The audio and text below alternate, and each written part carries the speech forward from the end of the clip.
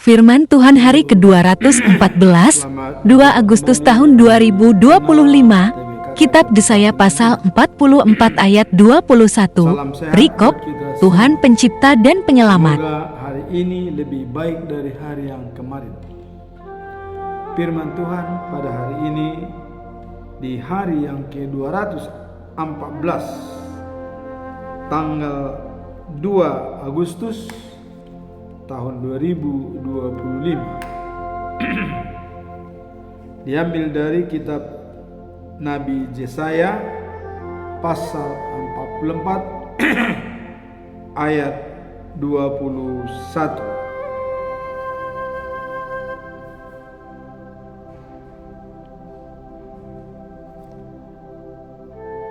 Dengan perikop Tuhan Pencipta dan Penyelamat. Itulah perikop hari ini. Sebagai nats adalah sebagai berikut. Ingatlah semuanya ini, hai Yakub, sebab engkaulah hambaku. Hai Israel, aku telah membentuk engkau.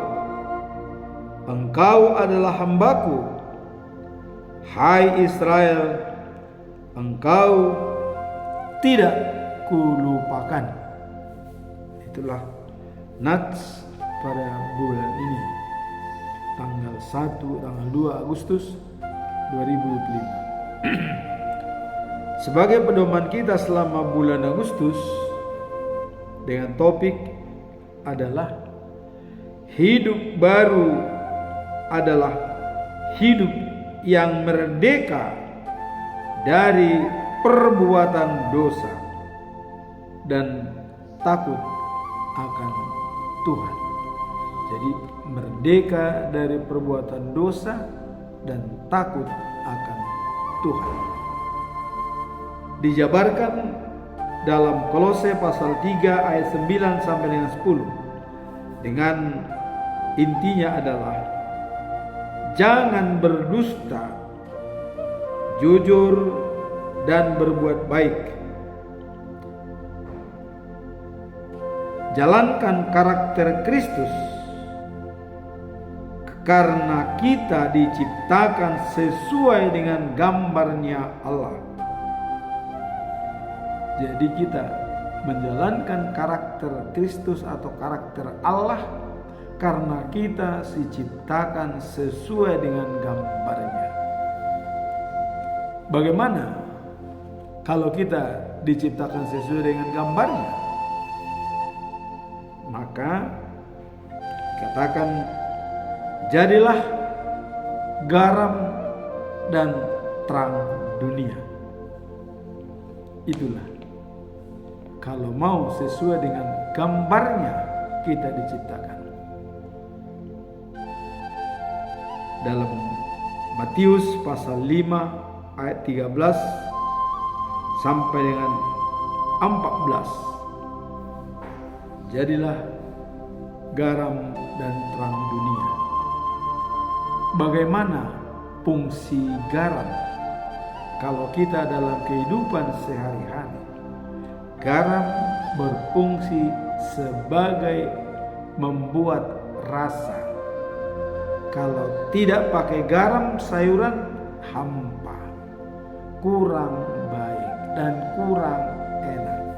Jadi dia boleh dikatakan sebagai penyedap, memberikan nuansa yang enak dimakan. Itulah fungsi garam. Dan garam tersebut harus dirawat supaya tetap segar, dapat memperbaiki keadaan. Itulah kalau fungsi sebagai garam adalah penyejuk, membuat suasana enak dan harmoni.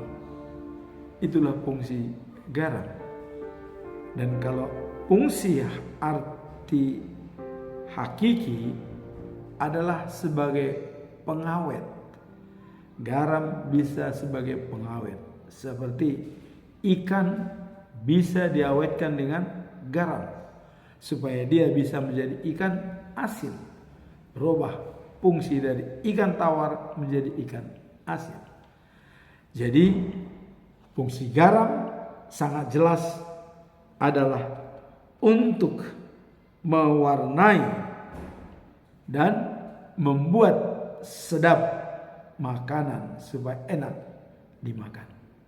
Jadi dia berfungsi sebagai penyedap, maka perlu tetap disegarkan. Kalau kita berfungsi sebagai garam, perlu pemeliharaan untuk memperbaiki hubungan dengan sesama. Kemudian berfungsi sebagai terang. Apa? Kalau dikatakan kita berfungsi sebagai terang. Dalam Matius pasal 5 ayat 16, terangmu bercahaya di depan orang, supaya orang dapat melihat perbuatanmu yang baik untuk memuliakan Bapa. Jadi terang itu perlu diperlihatkan kepada semua orang.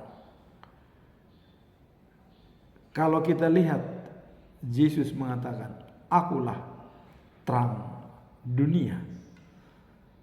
Barang siapa ikut aku, dia tidak akan berjalan dalam kegelapan." Artinya sudah menjadi terang. Kalau kita juga mau berfungsi sebagai terang, maka cahaya kita harus dilihat orang, bersinar di depan orang dan memuliakan Allah. Kita lihat contoh-contoh terang yang menerangi.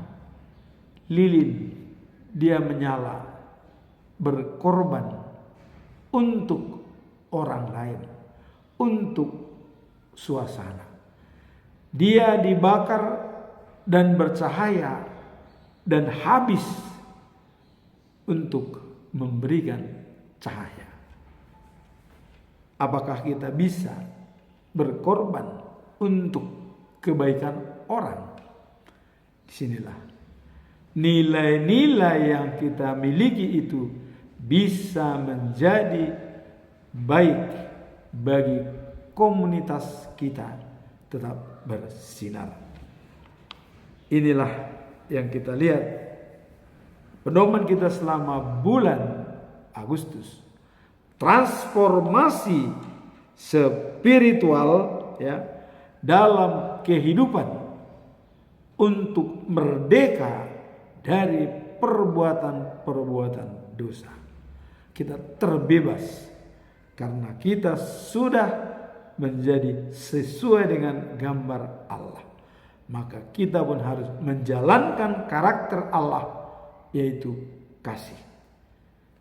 Dalam Yohanes 1 Yohanes pasal 4 ayat 8 dikatakan, Allah itu kasih. Barang siapa tidak memiliki kasih, tidak mengenal Allah.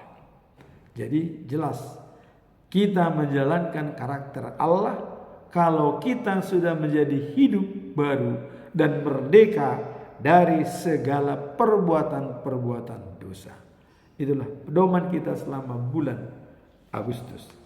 Sekarang kita masuk dalam perikop hari ini, yaitu Tuhan menciptakan dan penyelamat dunia.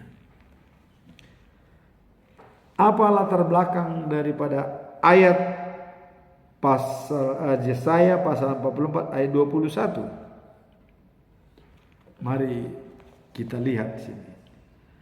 Ayat ini menggambarkan pesan Tuhan kepada umatnya, di mana Allah mengingatkan mereka tentang identitas dan peranan mereka sebagai umat yang dipilih. Jadi Allah mengingatkan bangsa Israel sudah dipilih sebagai umatnya dan dipelihara. Di sini kata harus jaga identitas atau jati diri. Kalau sudah dipilihan Allah berarti menjaga jati dirinya supaya bisa memberikan berita keselamatan kepada dunia. Karena dari Israel lah ke seluruh dunia itu berita tentang Allah.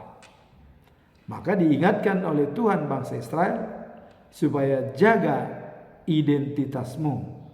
Sudah saya tetapkan sebagai hambaku dan pilihanku. Ini yang latar belakang ayat ini yang mau kita lihat. Jadi dengan dipilihnya bangsa Israel sebagai umat Allah, dia harus menjaga identitas dan jati diri mereka. Dalam konteks ini Tuhan mengatakan bahwa umat Israel tidak seharusnya melupakan kebaikan dan janji-janjinya, serta harus selalu sadar akan peran sebagai satu-satunya di tengah-tengah bangsa yang dipilih oleh Tuhan. Jadi Israel harus menjaga nama baik daripada Tuhan yang sudah diangkat dan dipilih sebagai umat pilihan yang tidak akan dilupakan. Konsekuensinya jaga jati diri yang baik. Itulah Tuhan mengatakan supaya identitas mereka harus jelas. Siapa dia sebenarnya di mata Tuhan harus menjelaskan. Kalau dikatakan tadi sudah sesuai dengan gambar Allah, maka menjalankan karakter Allah adalah wajib hukumnya, yaitu menjalankan kasih. Kemudian dalam Yesaya pasal 44 ayat 21 adalah penunjukan laporan oleh Allah bahwa bangsa Israel ya dengan sebutan Allah, apa pernyataan dan statement daripada Tuhan Allah kepada bangsa Israel. Dikatakan, aku tidak akan melupakan engkau. Inilah janji dan sikap Allah pada Israel. Jadi Allah sudah berjanji, aku tidak akan melupakan engkau. Berarti sudah sangat disayangi dan dicintai oleh Tuhan Allah. Menurut para teolog mengatakan bahwa keselamatan ya, bahwa ingatan akan kebaikan Tuhan sangat penting bagi kehidupan rohani seseorang. Jadi para teolog ini menekankan bahwa ingatan akan kebaikan Tuhan sangat penting bagi kehidupan rohani seseorang. Jadi setiap kebaikan Tuhan yang telah terjadi pada diri kita itu adalah sangat penting dalam kehidupan rohani. Apalagi Tuhan sudah mengatakan bangsa Israel tidak akan dilupakan. Ini merupakan kebaikan rohani daripada Tuhan Allah kepada bangsa Israel. Nah, kemudian mengingat karya-karya Tuhan umat dipanggil untuk menjalani kehidupan yang mencerminkan sifat Allah dan menjadi terang bagi orang lain dan berfungsi sebagai agent of change di dalam masyarakat, bisa menjadi tempat bertanya dan tempat meminta perlindungan di dalam masyarakat, bisa menjadi agen perubahan kalau sudah menjadi pilihan daripada Tuhan Allah. Tunjukkanlah dirimu kepada bangsa-bangsa bahwa kau adalah yang dipilih oleh Tuhan.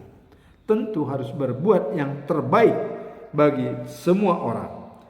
Dari mengingat karya-karya Tuhan, umat dipanggil untuk menjalani kehidupan yang mencerminkan sikap Allah. Jadi sikap Allah dan sifat-sifat Allah adalah, karakter Allah adalah kasih. Jadi tetap kembali kepada kasih untuk menjalankan sifat dan perilaku Allah terhadap manusia. Itulah yang menjadi pegangan kita melihat daripada latar belakang daripada perikop ini. Adanya identitas yang benar-benar bagi bangsa Israel sebagai umat pilihan. Maka dia harus pembawa damai. Kemudian kita masuk dalam poin kedua. Apa tujuan daripada perikop ini? Dikatakan bahwa ingatlah semuanya ini hai Yakub, sebab engkaulah hambaku. Apa tujuan kalau Allah mengatakan kepada Israel bahwa kaulah hambaku, kaulah pilihanku, dan tidak akan kulupakan? Apa tujuan daripada Tuhan Allah menyampaikan hal tersebut?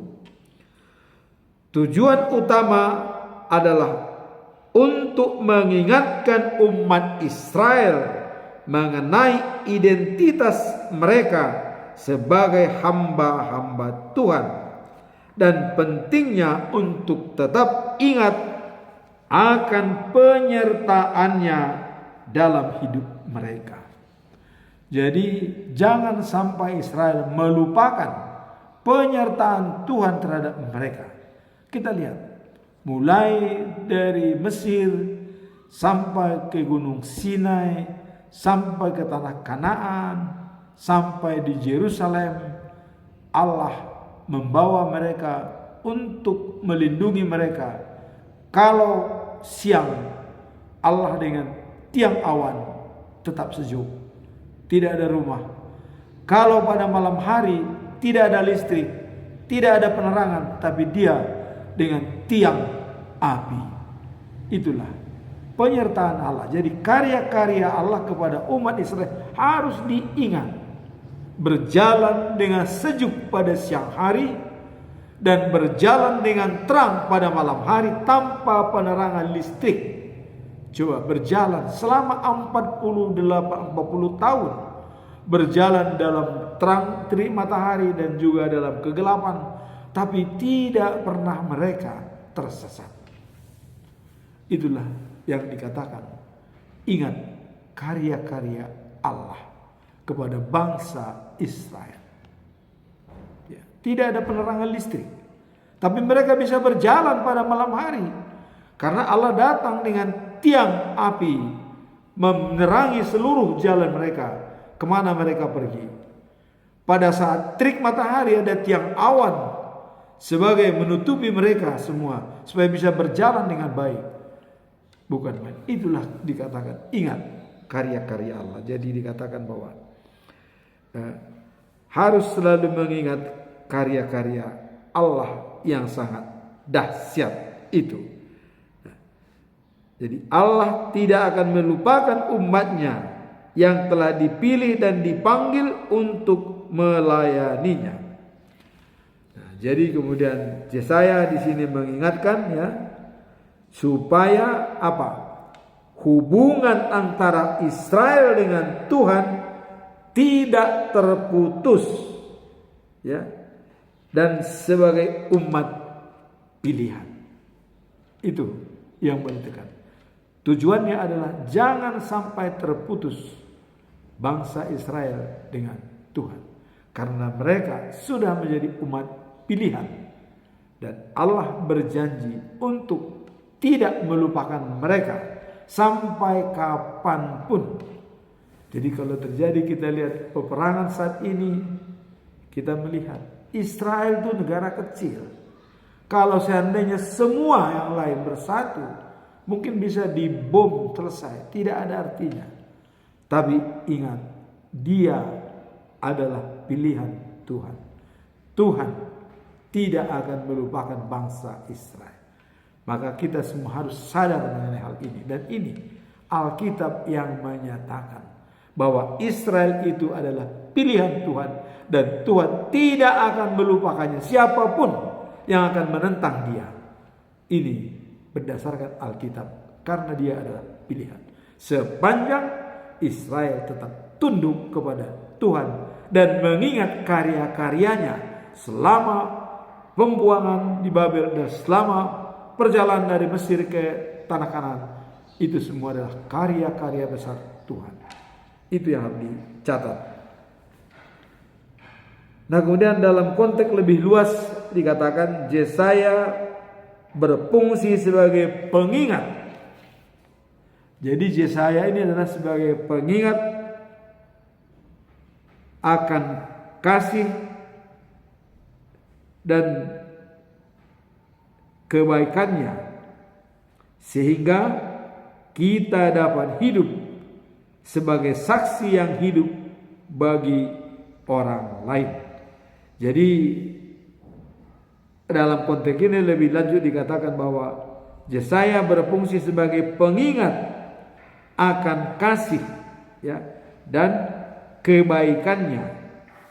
Jadi kasih dan kebaikannya itu yang menjadi pengingat bagi kita.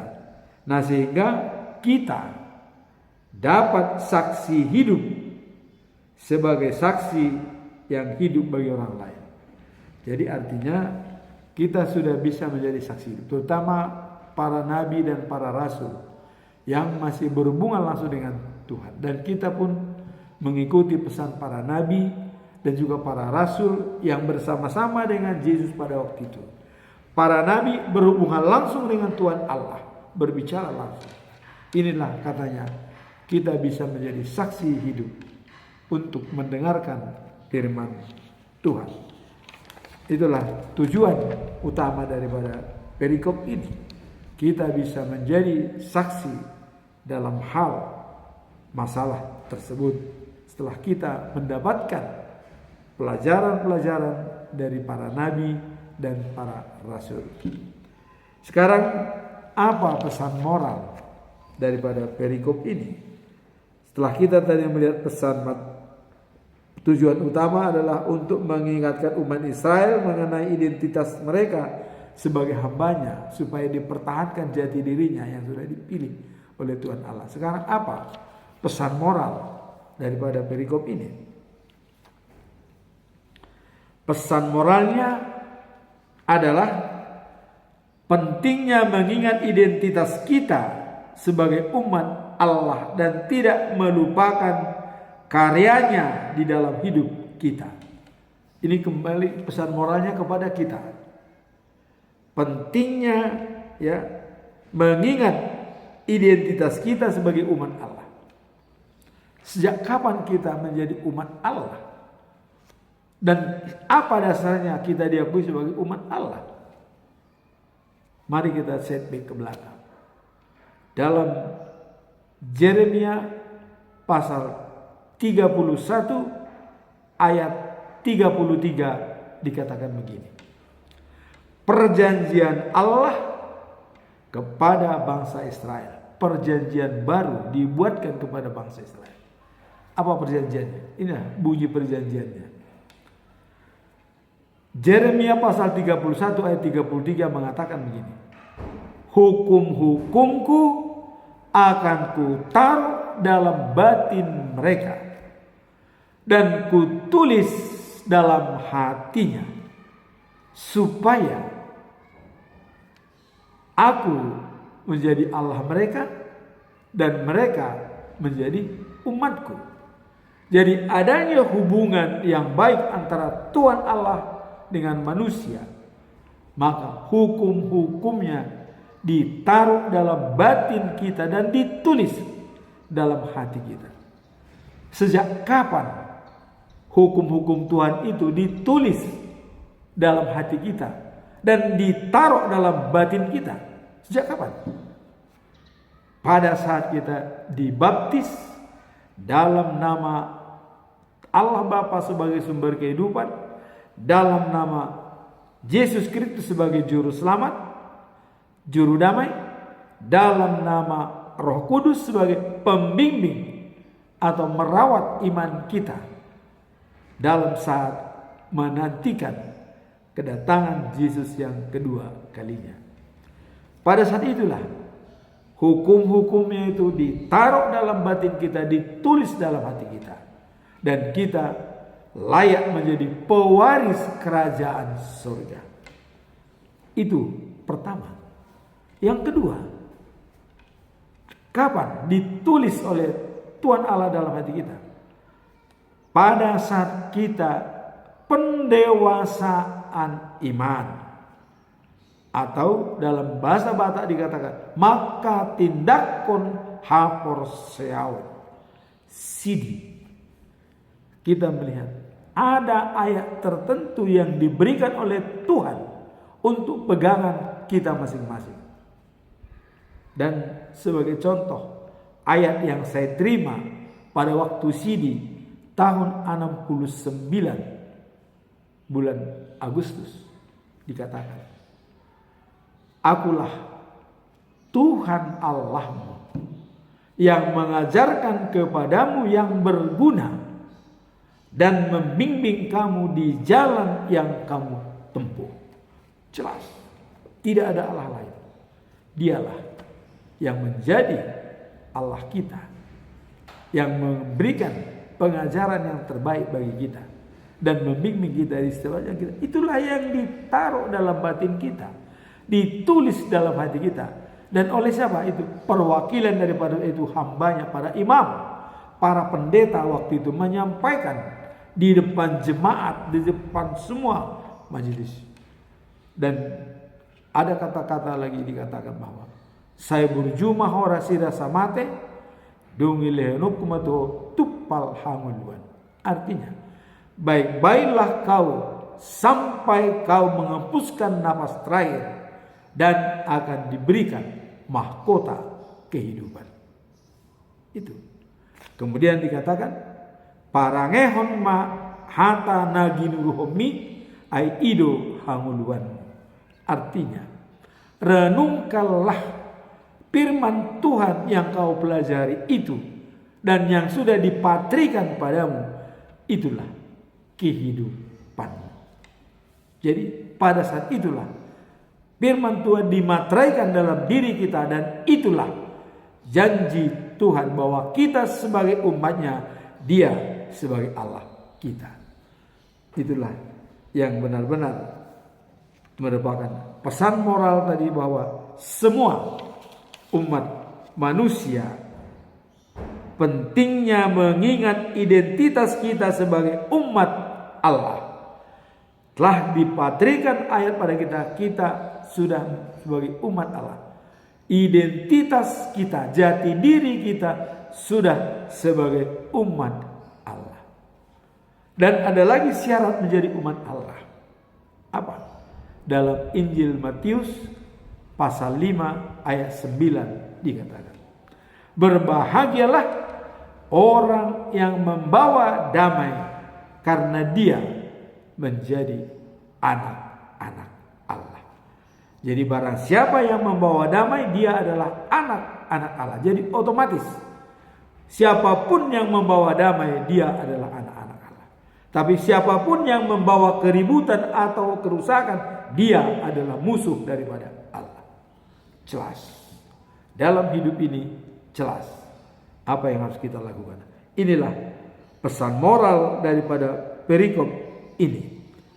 Nah, kemudian tadi dikatakan berbahagia orang yang membawa damai karena dia layak disebut sebagai anak-anak Allah. Kita ya selalu bersikap persuasif dan empati dan juga adalah menjalankan karakter Allah. Kita harus bisa merasakan apa yang dirasakan oleh orang lain. Inilah pesan moral pada kita. Dan pesan moral yang paling penting adalah yang dipatrikan pada diri kita, yang dimateraikan dalam kita, harus kita hafalkan. Dan ada lagi yang dimateraikan pada kita pada saat kita melangsungkan perkawinan. Itu pun ada ayat diberikan kepada kita untuk kita pegang bersama dengan istri. Ya, saya masih ingat perkawinan dalam Ibrani pasal 12 ayat 2 dikatakan, tabereng ma induk ni haporsioni dohot na bauju kosa ima Yesus. Pandanglah yang menyempurnakan iman kita, yang memelihara iman kita dan membimbing kita, yaitu Yesus. Dia adalah Alfa dan Omega. Nah, kemudian ada satu lagi yang dimateraikan oleh Tuhan kepada kita bagi orang yang diangkat sebagai hamba Tuhan, sebagai pendeta, sebagai diakoni, sebagai paus, ada ayat yang diberikan sebagai pegangan hidup. Itu ada. Nah, contoh seperti saya sendiri itu di dalam Kisah Para Rasul pasal 5 ayat 29. Itu pada saat Petrus dan Yohanes dibawa ke mahkamah agama untuk mengatakan jangan lagi beritakan firman Tuhan atas nama Yesus, dilarang oleh mahkamah agama. Tidak boleh. Tapi apa kata Petrus? Kami harus lebih turut kepada Tuhan daripada manusia. Tetap dia bertahan. Itulah yang disampaikan. Jadi lebih turut kepada Tuhan daripada manusia, sehingga mereka tetap walaupun hukuman cambuk diterima, tapi itu dibela oleh Gamaliel bahwa tidak jadi dibunuh dan dibebaskan. Itulah pesan moral yang perlu kita terima, bahwa dalam hal kita waktu dibaptis juga, waktu sidi, waktu perkawinan, dan waktu kita ditabiskan sebagai hamba Allah, itu ada pegangan kita. Itulah pesan moral bagi kita yang harus kita pegang selama hidup kita. Sekarang apa implementasi daripada perikop ini atau penerapan?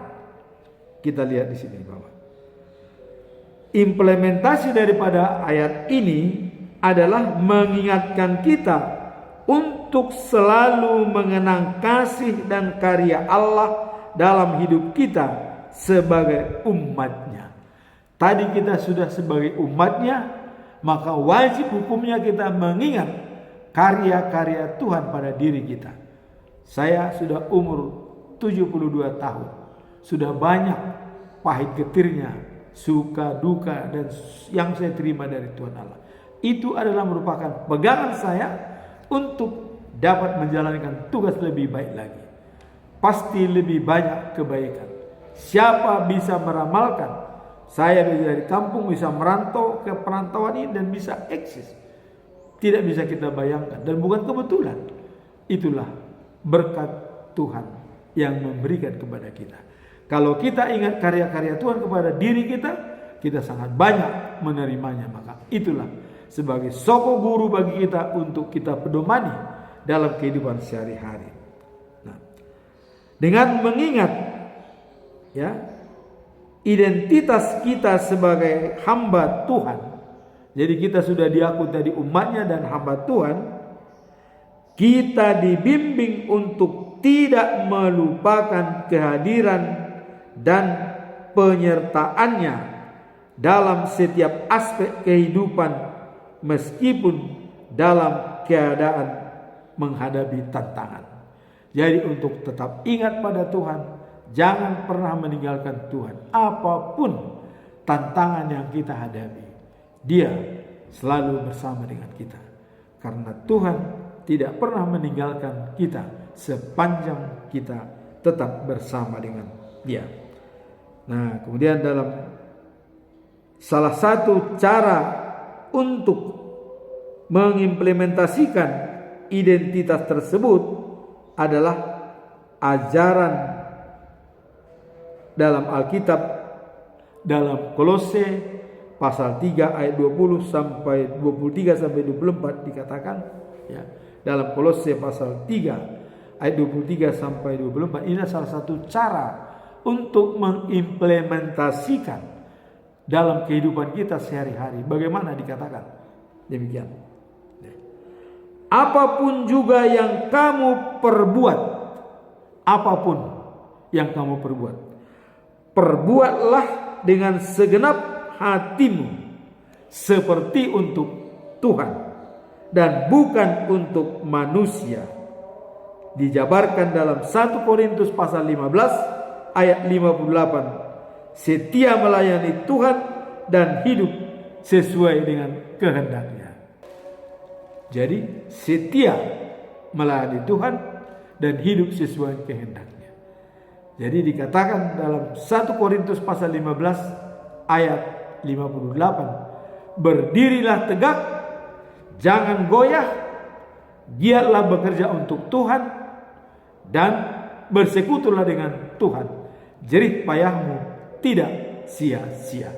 Demikianlah firman Tuhan pada hari ini. Semoga firman ini memperkuat kita untuk tetap setia dan fokus kepada tujuan akhir hidup kita, life after life, the new of Jerusalem. Amin. Tuhan memberkati kita semua.